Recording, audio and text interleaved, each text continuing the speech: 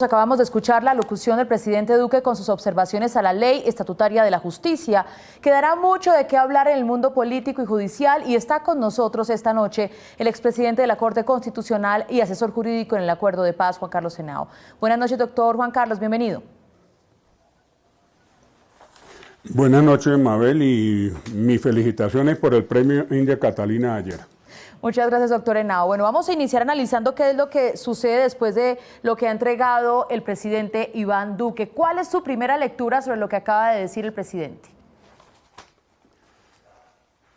Mire, la primera lectura es que hay que mirarlo con calma. Yo creo que en este momento lo peor que podemos hacer quienes hemos trabajado en estos acuerdos de paz es armar un polvorín. Yo creo que el presidente, pues es el presidente de la República, está dando algunos argumentos, hay muchos con los cuales yo no estoy de acuerdo, pero él ha hecho una sutileza, y es que por un lado va a haber objeciones a la ley estatutaria que ya fue revisada por la Corte Constitucional, va a hacer unas 7 precisiones a esa ley, pero por otro lado anunció algo que todavía es más complejo desde un punto de vista jurídico, que es hacer reformas constitucionales sobre 3 puntos especiales.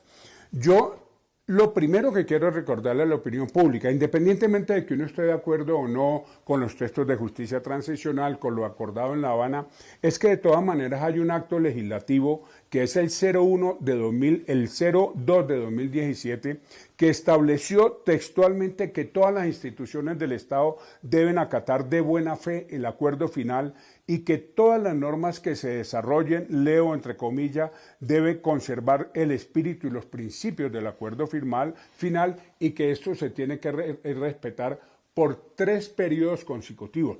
Eso ya la Corte Constitucional lo avaló. Entonces, una primera discusión que va a haber allí es si estas inconveniencias que está planteando el presidente van o no contra ese principio de buena fe y contra ese principio que está establecido y avalado por la Corte Constitucional en una sentencia en virtud del cual cualquier cambio que se le haga a la JEP y a los acuerdos finales, repito, tienen que estar de acuerdo, preservando los contenidos, los compromisos, el espíritu y los principios del acuerdo final. Entonces, ese es el marco general. De ahí ya son aspectos técnicos. Sí, bueno, doctor Henao, pero él dice que va a hacer 6 objeciones a la ley estatutaria de la JEP. Y lo que usted nos cuenta, además, es el anuncio del presidente de presentar una reforma constitucional para modificar el acto legislativo que soporta todo el acuerdo de paz. Habla de 3 puntos. ¿Cuáles son las implicaciones de esta decisión? Mire, indudablemente que no es desatinado jurídicamente pensar que se puede hacer una reforma constitucional.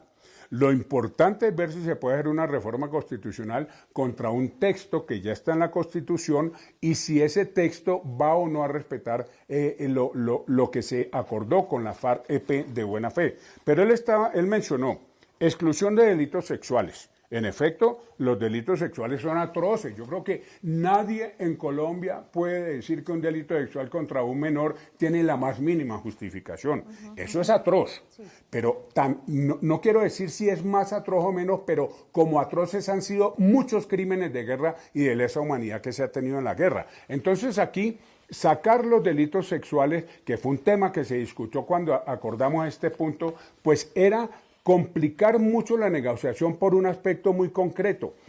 Siempre ha habido reclutamiento de menores de 18 años y ese tema podía ser muy complicado con lo que aquí se refiere.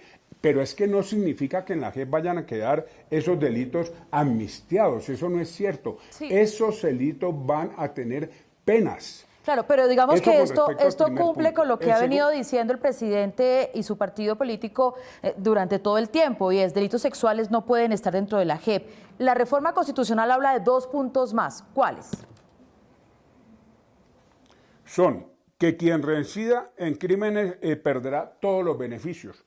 Pues es que esto lo que va a plantear es una reforma a la sentencia de la Corte Constitucional, ni siquiera a la Constitución, a lo que ya dijo la Corte Constitucional. Y lo que dijo la Corte Constitucional es muy sensato. No tiene por qué perder todos los beneficios, subrayo, todos los beneficios, un guerrillero que se sometió a la JEP, que está aportando verdad, justicia, reparación y no repetición, pero por ejemplo que comete un delito de inasistencia alimentaria. Eso no lo hace perder, todos los beneficios de la JEP. Lo que la Corte dijo es que hay que mirar caso por caso, porque es distinto que vuelva a sembrar cocaína, ahí sé que pierda todo, eso no hay duda, es que eso no lo discute nadie, pero el hecho de que se esté diciendo que pierde todos los beneficios por cualquier delito es lo que es cuestionable. ¿Y qué es lo que dijo la Corte con mucha sencillez y mucha razón? Hombre, miramos caso por caso y aplicamos el principio de gradualidad y de proporcionalidad. Y si vemos que es algo muy grave, listo, que pierda todo. Pero si no, pues que conserve algunas cosas. ¿Y el último? El tercer punto era el de los delitos continuados. Sí. Es que eso está claro. Yo creo que eso se ha formado ¿cómo les diría? Una discusión que para mí no tiene mucha validez. Y esa discusión, ¿cuál es? Que si hay un delito continuado, si la persona comete un nuevo delito a partir de ese delito continuado, le pongo un ejemplo. Un guerrillero sembró en el año 2008 cocaína. Listo. Y ahí están las plantas, porque ni con glifosato, ni con Constitución, ni con nada, ahí todavía están las plantas. Eso significa que el delito sigue, pero eso no significa que haya un nuevo acto delictivo cometido después del 1 de diciembre de 2016. Claro. Si hay un nuevo delito cometido después del 1 de diciembre de 2016, esa persona, ya sin necesidad de esta reforma constitucional, perdería los beneficios. Pero fíjese usted, doctor Henao, que en el caso, por ejemplo, de Jesús Santrich, sí tendría todo que ver, porque si se llega a comprobar que sí tiene relación con los temas del narcotráfico y que esto sucedió después del 1 de diciembre, como hasta este momento se está investigando, pues el impacto sí sería directo sobre un caso que le estoy mencionando. Claro que sería directo, pero para eso no necesita hacer ninguna reforma, es que eso ya está claro. ¿Qué es lo que está en discusión, fíjate usted, con lo de Santrich?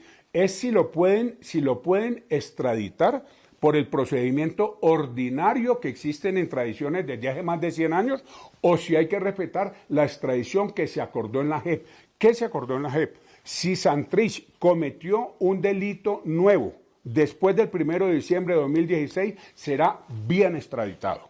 Claro. Pero si no cometió el delito, sino antes del 1 de diciembre de 2016, no puede ser extraditado. Ese fue el acuerdo que se hizo, que es un acuerdo sensato. Pero eso no significa, como se está diciendo en algunos medios de comunicación, que pueden seguir sembrando coca tranquilitos y exportando cocaína a ninguna parte. No, eso no es cierto. Lo único cierto es que a partir del 1 de diciembre de 2016, cualquier delito nuevo de narcotráfico supone que se extradite. Pero la discusión técnica que hay es, listo, la JEP dice, la sala de revisión de la JEP es la que tiene que decidir si se dio antes o después del 1 de diciembre. La pregunta que yo le hago a una persona cualquiera, ¿cómo yo hago para saber si un delito se hizo antes del 1 de diciembre o después del 1 de diciembre de 2016? ¿Alguna prueba tengo que tener? Claro. ¿Alguna? Mire, aquí hay unas fotos, aquí hay unas cosas. Hay unos videos que tienen que presentarse. Doctor Henao, sí, Mabel.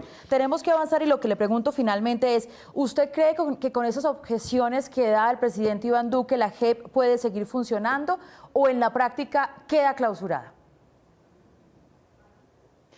No queda clausurada, sigue funcionando por el bien del país, lo dijo el presidente Duque, hay que reivindicar eso. Él no está diciendo que la JEP se va a acabar, él está diciendo que se van a hacer unas precisiones, pero para decirlo en una sola palabra, todo lo que el presidente Duque va a terminar otra vez, como muchas cosas y muchos fallos históricos de esta Corte Constitucional, en la Corte Constitucional. O sea que será la Corte Constitucional, si se llegan a aprobar las objeciones, porque acuérdense que hay una primera talanquera, y es que haya mitad más uno en el Congreso de la República, para que si logra ganar Duque las objeciones que está planteando hoy, ahí tienen que volver de todas maneras a la Corte Constitucional, y la Corte puede decir, no sobre las reformas constitucionales, sino sobre ese tema, puede decir inmediatamente en ese trámite de que son inconstitucionales y hasta allí llegaron. Pero respuesta, sí sigue funcionando la JEP sin lugar a dudas. Gracias, doctor Juan Carlos Henao, por estar con nosotros en Noticias 1 y ayudarnos a entender sobre la locución presidencial que se dio hace algunos minutos. Muchas gracias a ustedes. Buenas noches, que esté muy bien. Y de regreso seguimos analizando la noticia del momento. Después de conocer la posición presidencial sobre la ley estatutaria que regula el funcionamiento de la JEP, la presidenta de esta jurisdicción, Patricia Linares, se pronunció sobre este hecho. A las víctimas, a los comparecientes, a la sociedad y a la comunidad internacional, queremos reiterarles que la Jurisdicción Especial para la Paz seguirá funcionando plenamente, ejerciendo a cabalidad todas y cada una de sus competencias y funciones, como lo ha venido haciendo desde el 15 de enero del pasado año.